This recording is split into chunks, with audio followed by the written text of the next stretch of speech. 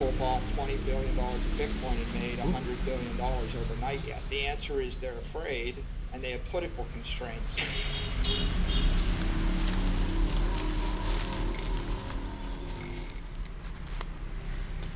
Hey guys, welcome back to the channel. Today we have Michael Saylor's latest interview on all the Bitcoin news today. Don't forget to like and subscribe if you like the content we do here on this channel. Let's get right into the video.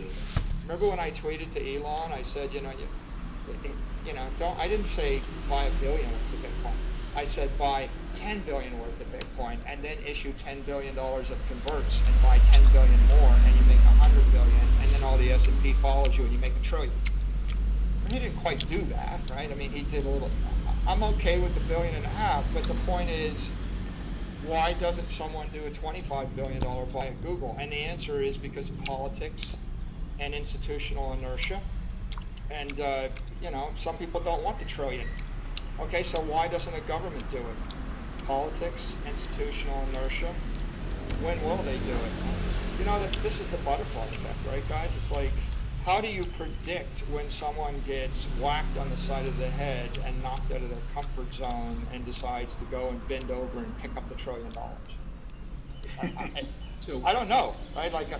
My real point is, any of 1,000 people could do it, and maybe none of them will do it.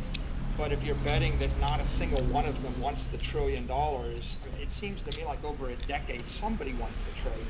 I just don't know who will have the courage and the clarity of conviction to do it. Why hasn't Apple bought $20 billion of Bitcoin and made $100 billion overnight yet? The answer is they're afraid, and they have political constraints. They're afraid of their shareholders.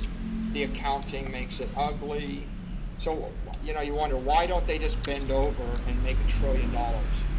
Currencies continue to weaken. Second tier currencies collapse. Third tier currencies all collapse. The first tier currencies weaken 15-20%.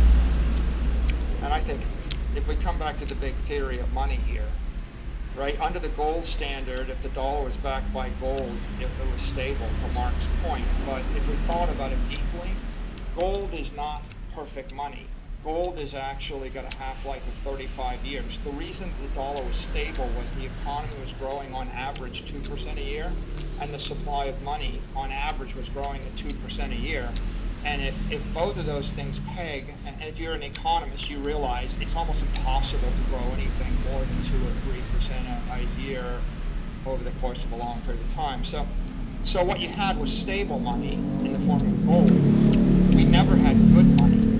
We never had hard. If we had perfect money, the value of the dollar wouldn't have stayed constant. The value of the dollar would have increased by 2 to 3% a year.